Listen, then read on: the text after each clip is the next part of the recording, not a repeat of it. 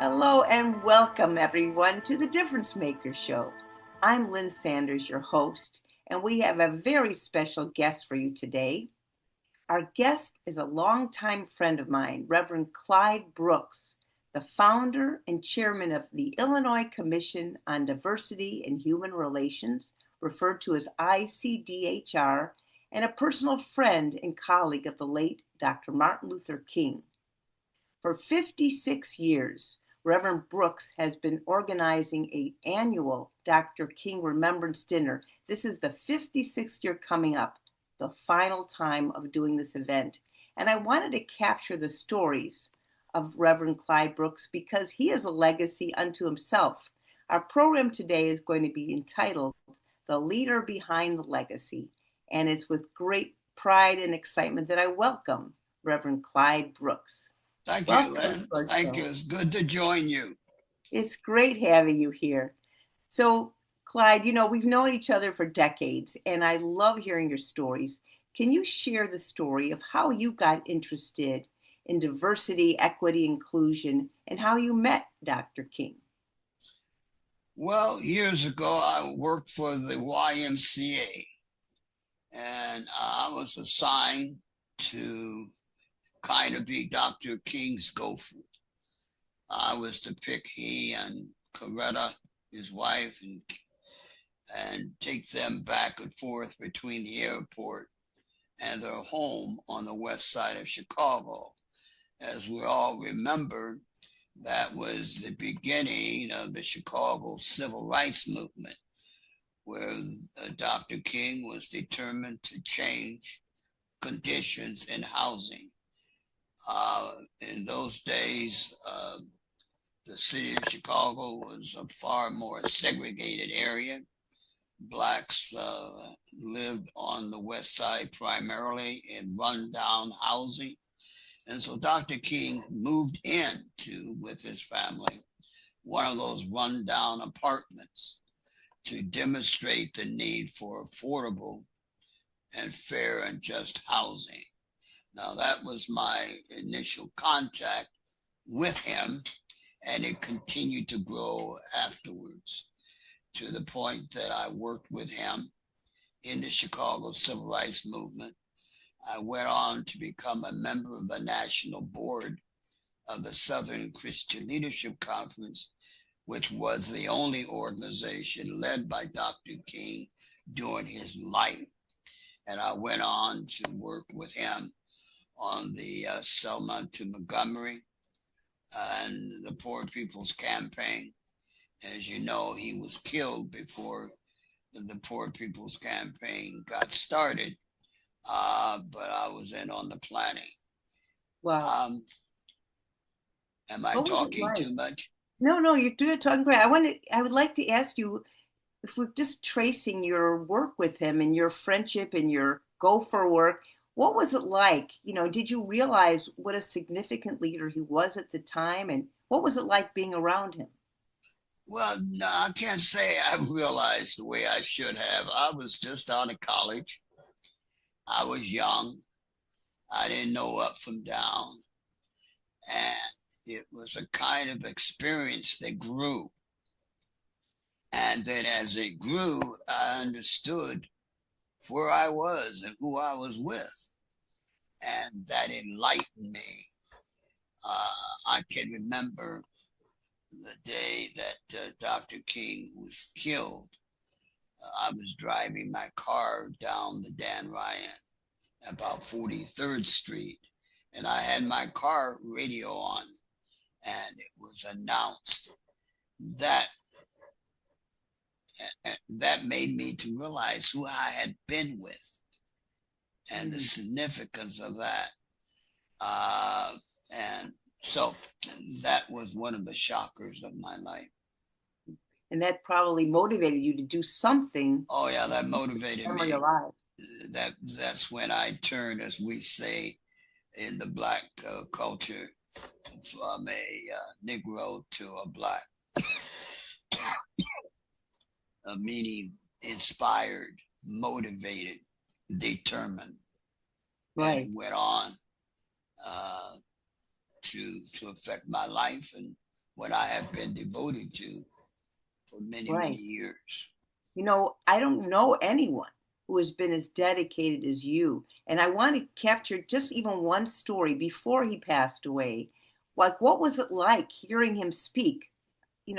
At the march in the White House. What was it like being in that crowd with all those people? You showed me the picture you have on your wall with the masses of people gathered as Dr. King spoke.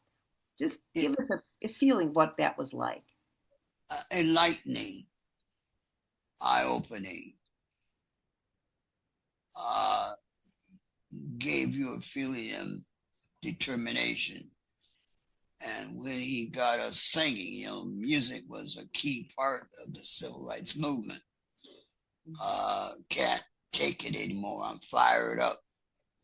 And he would just enlighten thousands of people to sing and to become involved. And it was his personality and his commitment, his honesty, his vision. He was certainly a visionary. And what he predicted then has occurred today. And that's why he kept saying to us, don't give up. Because if we give up, it's going to return. And what does Mhm. that mean? Attack on voting rights. That's what's happening today. Right, right. We're going to get to that in just a minute. I want to ask you one other thing. What would you say is one of the most memorable things that he said, whether it was to the crowd or to you personally, that you remember, that stays with you? I would say I have a dream Hmm. because there are efforts today to destroy that dream. And we're determined not to let that happen. And we can see it all over this country. In fact, my closing remarks at the King dinner on January 17th is why I am here, which applies to why I was involved then. And I'm here because I am sick and tired of Black and brown kids, children, being separated from their parents. I am here because I'm sick and tired of the fact that 300,000 Black women have been fired from their federal jobs. I am here because I am sick and tired of the censorship. I am here because they're removing books about Dr. King, about the civil rights movement, books that he wrote from the shelves of public libraries and school libraries. I'm here for those kinds of reasons. And I'm trying to inspire people to realize that through their silence in the midst of all of this hate and injustice, I'm trying to inspire them to get involved and fight like we did years ago when Dr. King was alive. Because what he fought for is now has been reactivated. In fact, in an article that I've written, James Earl Ray killed Dr. King. Now it's our federal government that is trying to kill Dr. King and his work. Wow, that's so true. Well, let me ask you, because what you're saying is so important. So, would you say that when you heard on the radio that he had been killed, is that what inspired you to start being more active? Because you were already Oh, active. And is that yeah, what, I kind of felt guilty that I hadn't done more, that the time that I had spent with him prior to that it was a loss. It was a personal loss. Uh, it was like my heart had been removed because no one expected it to happen, even though there had been many threats on his life, the family of his life. They tried to blow up his house. That we take things for granted. That something like that would not have happened. But his death did something. His death inspired millions across the world, just not in the United States, not just in Chicago, but worldwide. White people began to wake up. Hey, we've benefited from that. We now have Head Start programs that we didn't have, and other poverty programs. People don't know that there are more whites on welfare than blacks. But the media and others, for whatever reason, want to antagonize the situation, perhaps for news coverage, to make it more, I call yellow, something that people want to read about. And so Dr. King challenged, that was his greatest contribution. He woke people up from their sleep. And they began to see the impact of the fire hoses that were used on protesters and demonstrators. He saw the ugliness of America. He saw the need to work harder to make a more perfect union. And so we say that term all the time, that we want our country to become a more perfect union. Well, it's gone backwards now. And I'm sad about that. And there are many people still asleep. So we have to work harder. Right. Because our Congress is not doing their job. And this is being led by a man that, in my personal opinion, is one of evil.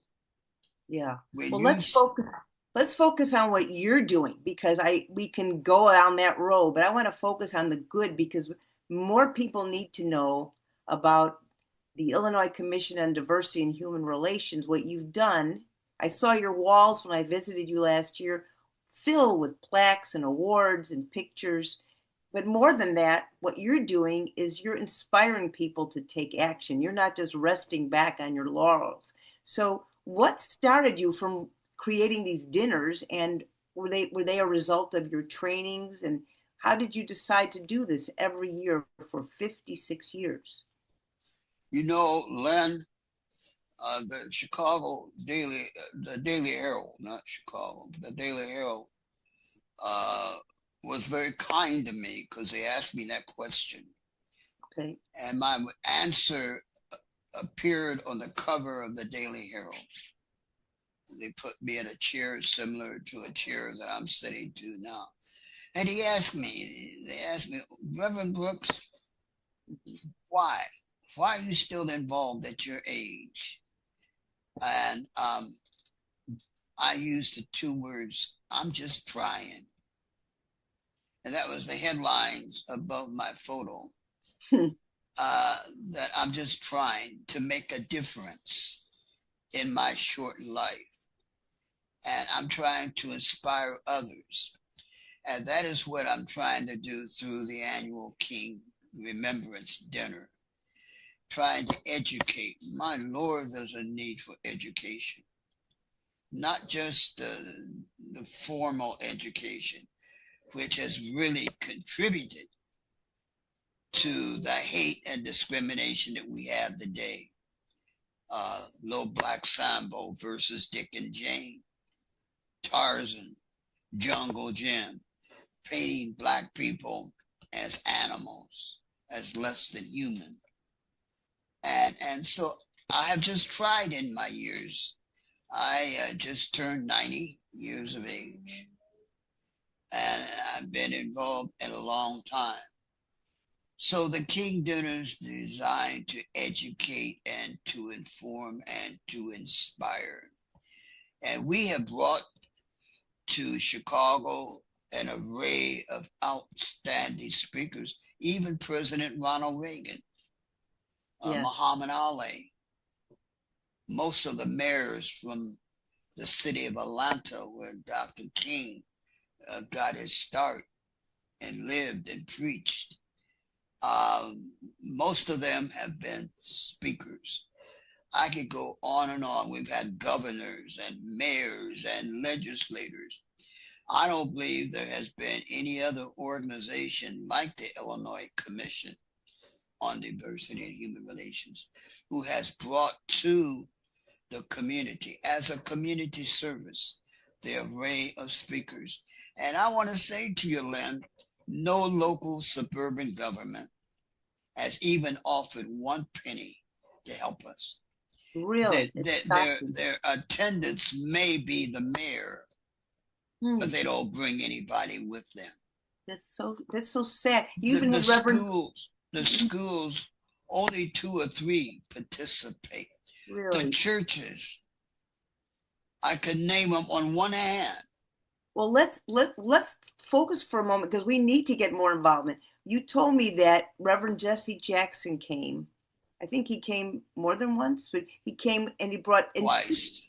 1,600 people came. Yes, he brought out more people, more executives of corporations than anybody else. You see, people have a love-hate thing about Reverend Jackson.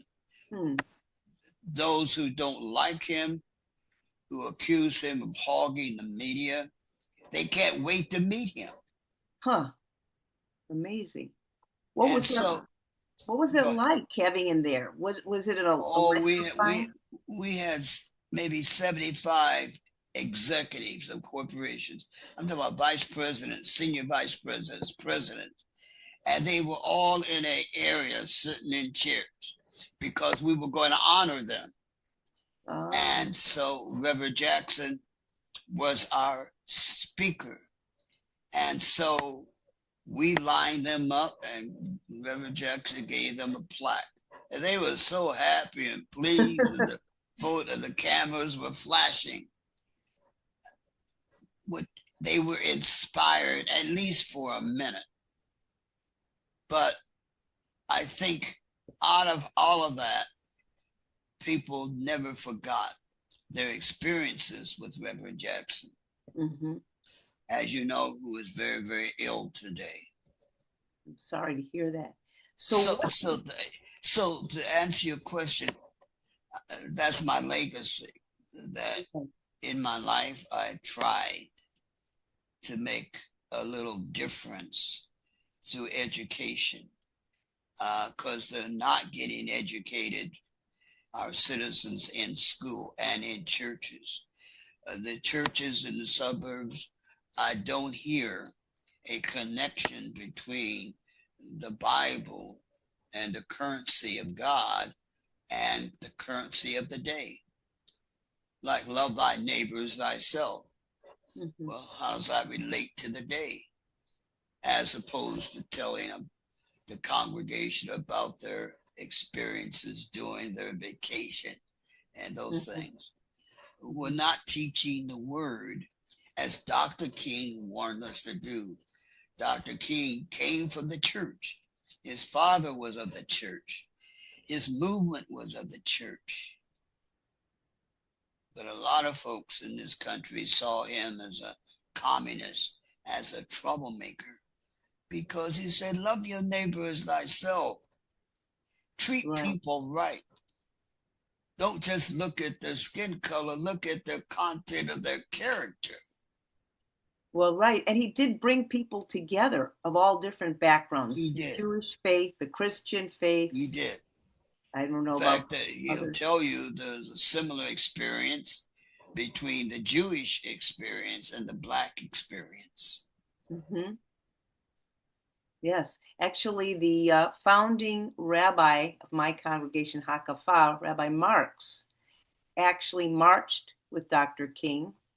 And because he was sitting on the sidelines and he wanted to participate. So my understanding is that by your having these regular dinners, you want to get more people inspired to take up the torch of equity, diversity, inclusion, and become spokespeople themselves, right? Yeah. But Lynn, that's very true. You said very well. However, something is happening, Go ahead. and corporations have lost much Mm. of their interest. And why is Uh, that? they, Why do you they think? beg your pardon? Why do you? That is true, and I'm very concerned about that. Why do you think that's happening right now? Well, in the early stage, they were involved because of affirmative action, because the government, the federal government, was much more forceful Mm. in trying to bring about equality in the workforce. But as the years progressed, even now, all of that has been Right. deleted. Right. DEA, anything relating to Black history, to civil rights, being led by the President of our United States. Um, and this is dividing people, Yes. division. So, But I'm going to keep trying so as yeah. So long as I the can. question, you are so right, and you're doing more than trying. You are taking action. What would you?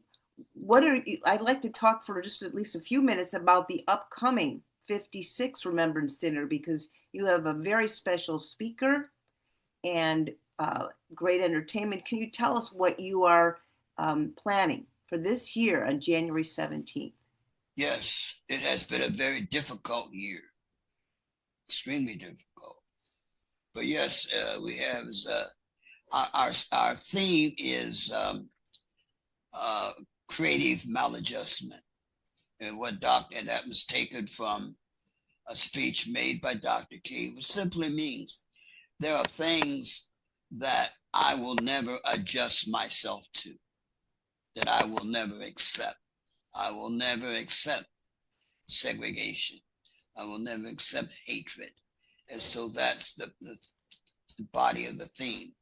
And we have as our speaker, fine Justice of the Supreme Court, Elizabeth Rochford of the Illinois Supreme Court. Uh, the president of the University of Illinois will be there, as he has been for many years, and President Tony Preckwinkle of the Cook County Board, and local mayors. Um, they don't bring anybody with them, Mm. but they come themselves. We would prefer that they bring their boards and members of the community to become educated and informed, but they don't. Maybe it's because they don't want to spend tax dollars to buy tickets, because the money raised, we send we've sent thousands over those 56 years of young people to college all over this nation. And we've Mm. not just sent Black, sent Hispanics, and we've sent whites, uh, disadvantaged people that could not have gone to college without our help. So uh, uh, the Soul Children of Chicago, Dr. Walt Whitman. Oh, you ought to hear them. Lynn, interested. We used to sing both the Black national anthem and the national anthem of this country, but we stopped because even though we think the national anthem is racist to its core, it's what we got, and we didn't want to promote division. So we stopped singing the Black national anthem for that reason, Huh. I didn't realize that. because we wanted to bring about unity. And it was not that important. Yeah. But just in our programs that we print and distribute, it's educational articles about the critical race theory, Mm. which has been discussed. People don't understand that. Tell us about that. Why don't you tell us more about that? Well, the critical race theory proposes that the heart of the problem of this country is racism, is based on race. And this country was born with racism. And if anyone wants to argue that, then look at slavery. It's true. And slaves were owned by Thomas Jefferson, Scott Keys, who wrote the national anthem, who supported slavery, who owned slaves. And here we still celebrate him and his work today. So this country was born from hate, injustice, and racism. And it continues to this day. Right. And so your purpose is really, it sounds like you want to wake people up, right? You want to raise awareness and get people to take action. What would you say are the goals? I think, yes, that you said it very well. And I think we've seen some successes over the 56 years. A openness to talk about it. Recently, we conducted a program called Bridging the Black and White Divide. And it was created because whites have a very difficult problem talking about race.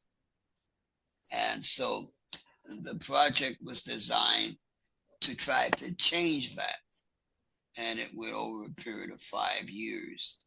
We made a lot of changes, but not enough.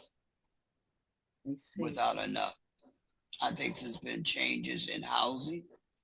I think in blacks and browns and women, the other groups can't afford it. They can live any place in Chicago metropolitan area. I don't know where there is discrimination. Now, when I moved to the suburbs in Elk Grove Village, it was very overt, and I had to file a complaint about discrimination because they refused to sell me a home. This was back in 1964.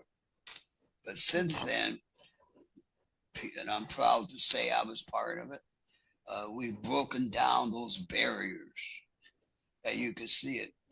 Let me say this to you, Lynn. Yeah, you've done training in police departments. You could also share some of the things you've done. Yeah, we've recruited police. We've had workshops to teach. We're known, but I don't think we're appreciated as much as we ought to be. I think they see us as a black organization as opposed to a people organization. That I think there's too much of seeing the King Dinner as something nice to attend as opposed to a motivating factor. Maybe I'm too harsh, but that's the way I see it. And what I see is based on my experience. So the King Dinner is a movement. It's a continuation of the work of Dr. King. That's why it's called the Dr. King Remembrance Dinner. But we've got to find a better way. You see, Dr. King did not want us to have dinners. He told us how he wanted to be remembered. And he didn't say that. He wanted to be remembered because he tried to feed the hungry and clothe the naked, and he visited those in prison.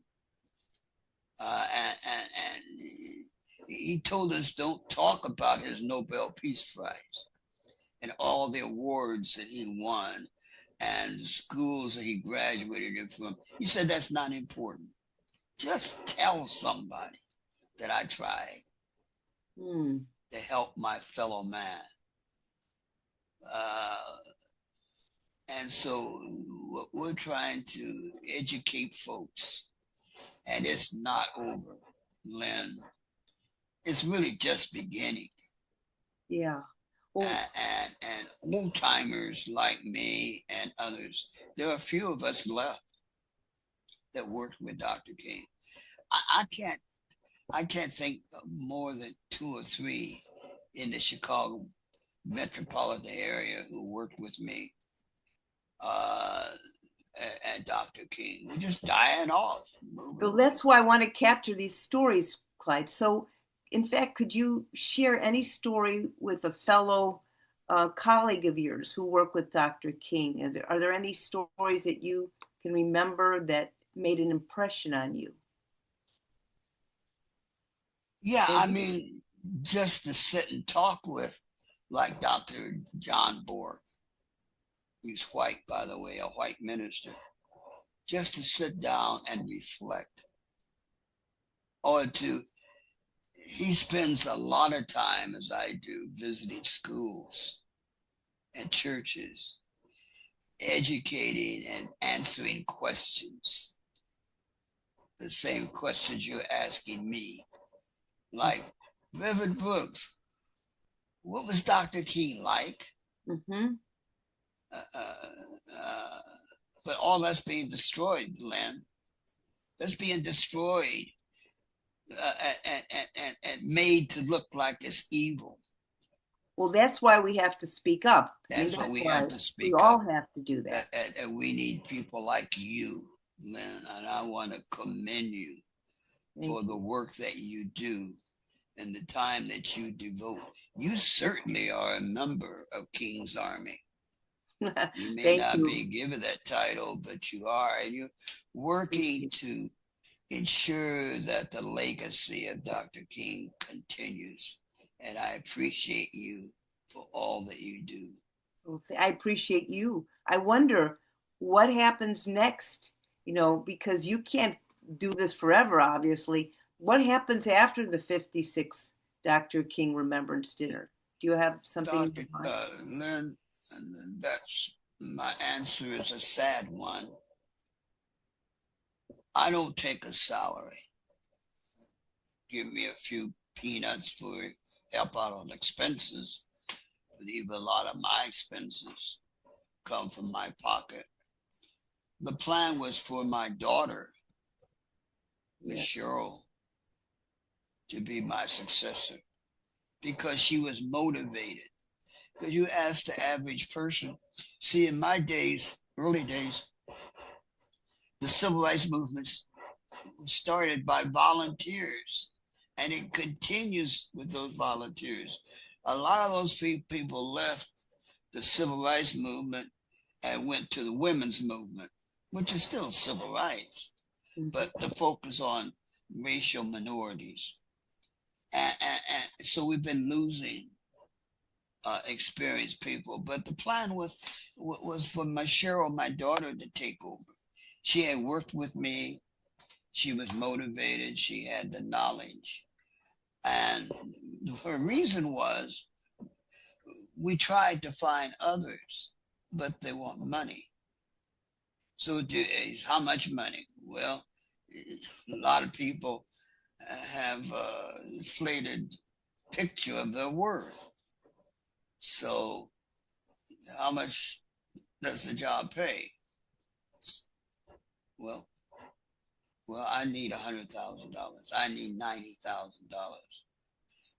And you want good people, and good people are busy or employed. And so do we take money to pay that, or do we take that same money for scholarships and for DEI programs? Yes, I see. Because you see, the civil rights movement was started by ministers. And the reason why it was started by ministers was that the church paid their expenses, Right. Right, I see. not foundations, not the government, but the members of the church. That's changed. So So if you could when Miss find Cheryl, someone, yeah, yeah, Miss Cheryl, I remember meeting her. She was a wonderful woman. yeah, It was, when she died of cancer, mm, and that was about 8 years ago, and we just haven't had the money because I can't find volunteers.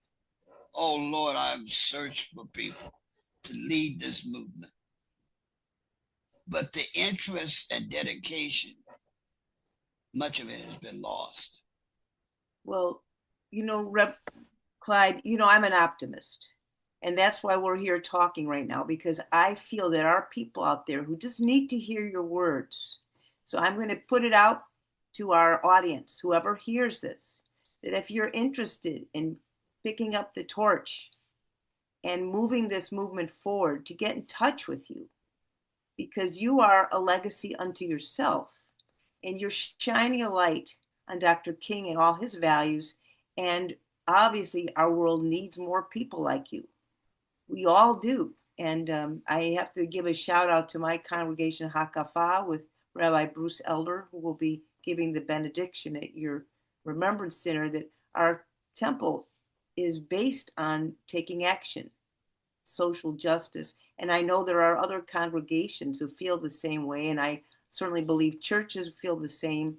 I'm not as familiar with the other, religions, but I'm sure that there are people there who are good people who believe in equity and justice and inclusion, and they just need to find you.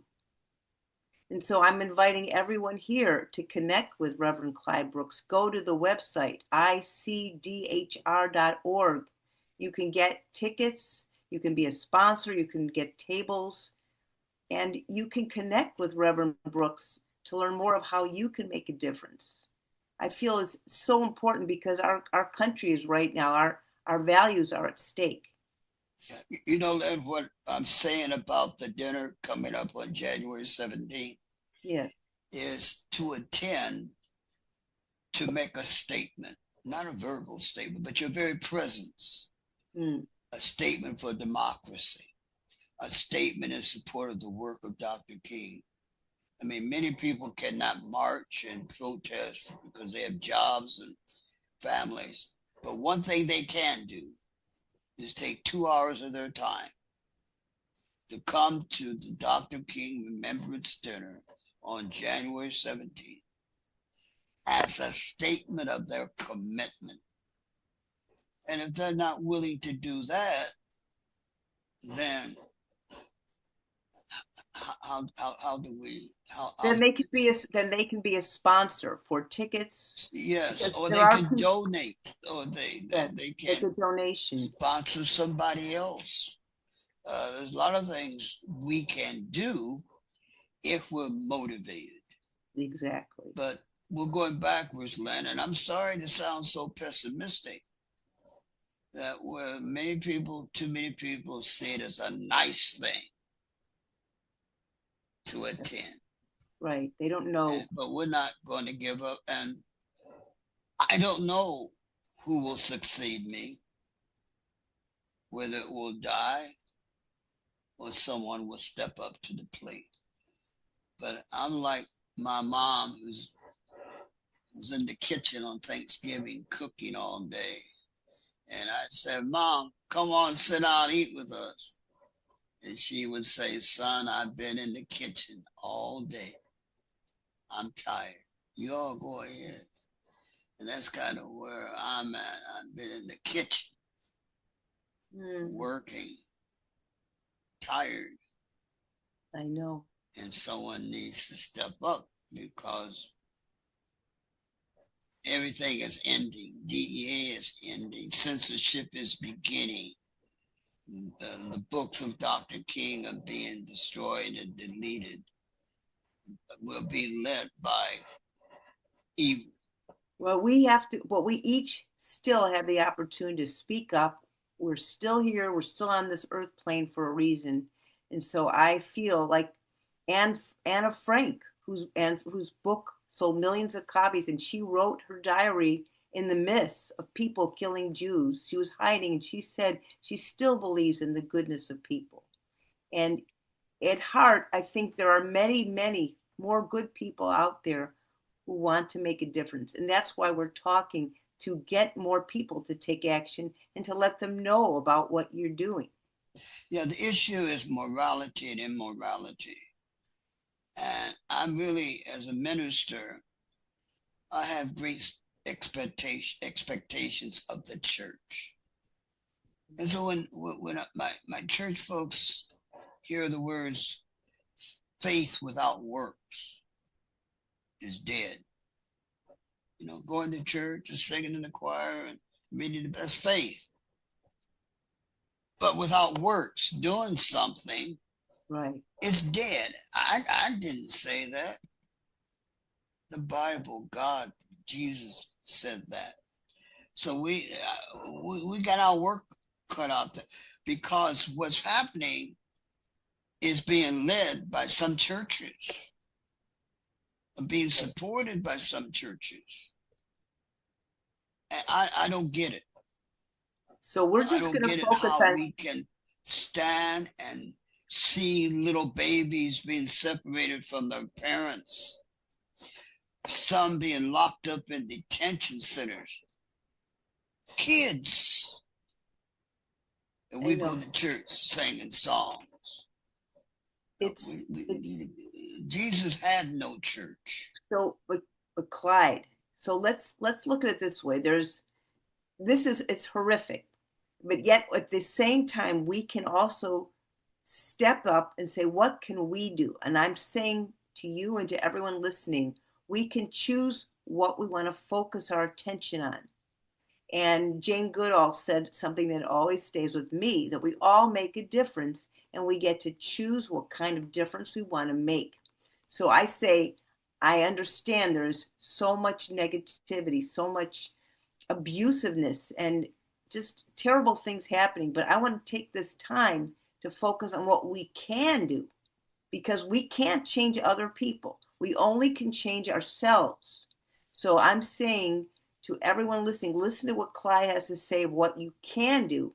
And let's push aside all this, the negative stuff. We can speak up against it, but we also can take action. That's what I want everyone to remember.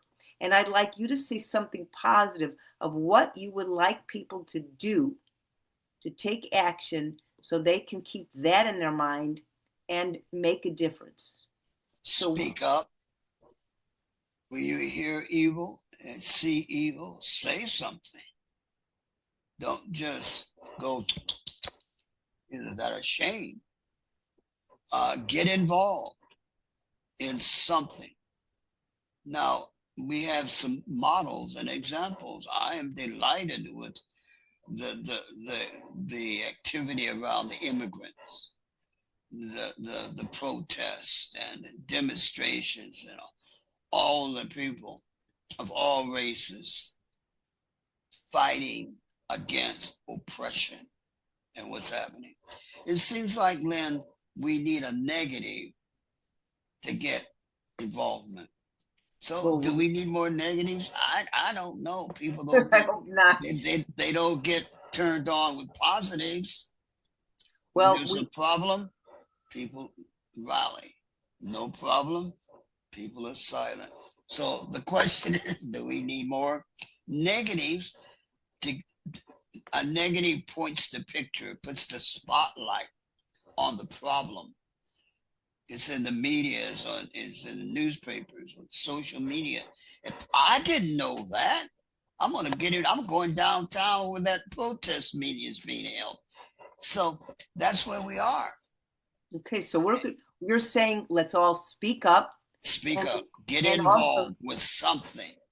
and check out the icdhr.org website. Please, please. And the deadline you said for tickets, Well, table sponsorship is we've changed that. soon. It's no deadline. No deadline. It's Yeah, not January 10th anymore. no, no. You could be on the 17th. Show up. You could buy a ticket at the door. Oh, great. Our board made that decision. Okay, Uh, that's so great.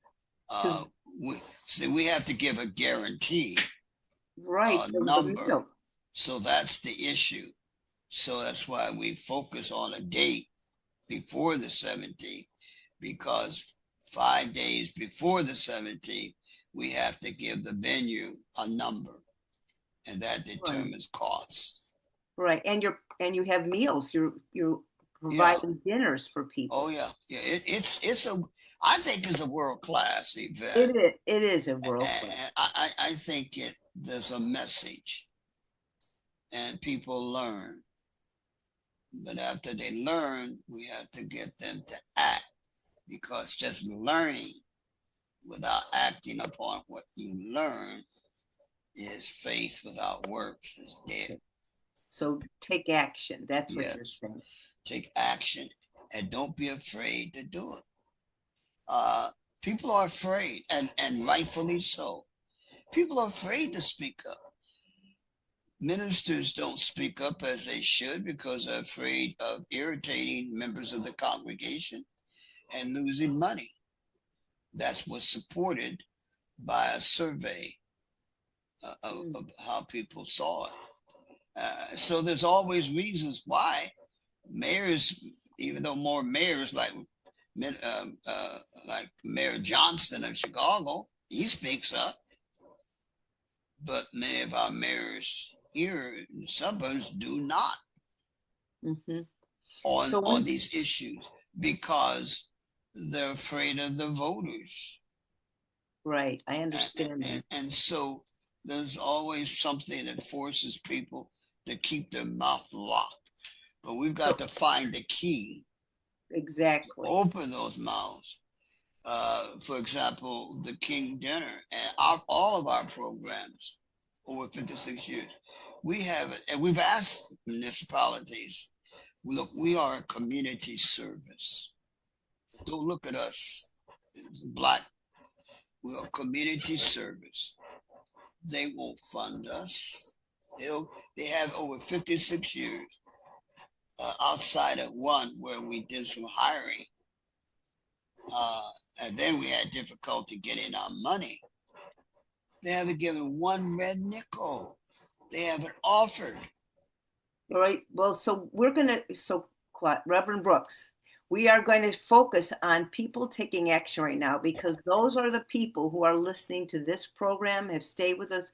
There are people who are difference makers, and they just needed to know about the Illinois Commission on Diversity and Human Relations. And I'm appealing to each of you listening that if you can't come to the King Dinner, if you live in Timbuktu or Alaska, wherever you live, you can take action. You can go to icdhr.org and sponsor a table for others. You can buy tickets and let Reverend Brooks know that these are tickets that are available as scholarship tickets for others to attend or make a donation or even connect with Reverend Brooks just to talk with him to see what you can do to make a difference, because we all can make a difference even by speaking up and letting others know that we stand up for justice. So I want to say thank you. You're a very special man, Reverend Clyde Brooks. I'm honored to know you for as long as I have. It's been a long time, but I'm so grateful to you because you inspire me, and you inspire me to know that each of us matter. So everyone listening, please make yourselves stand up. Don't be afraid, because we all have choices in life, and you can choose to have faith and courage and perseverance in your dream, just like Reverend Brooks has followed his dream and he's followed Dr. King's dream, that we all can make a difference together. Thank you so much. And I want to wish you all a very happy and healthy new year, and keep staying strong. Do you have any last words? Thank you so very much. Keep up the fine work. Thank you. All right. Take care. Thank you. Bye-bye. Bye.